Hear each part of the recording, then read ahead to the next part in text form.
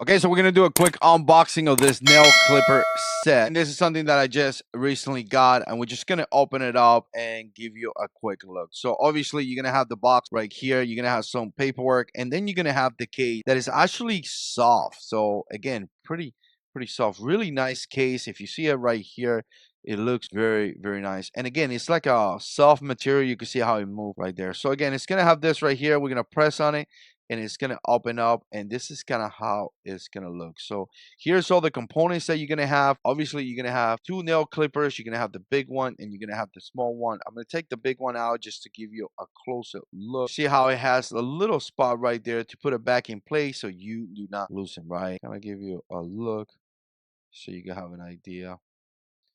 And again, you could get it in different colors. They do have it in blue, like a clear color and all that. And here how it moves right there. So again, really nice. It feels good. Here's the smaller one right here. And you can see the design right there. It's kind of like pointy. So kind of get into little places that you probably could not get there with the big one. So again, that's actually kind of nice. And not only you have those nail clippers, you also have those eyebrow scissors, eyebrow tweezers, and ear pick as well. Definitely pretty cool kit that you could take with you anywhere as you travel or just have it at home.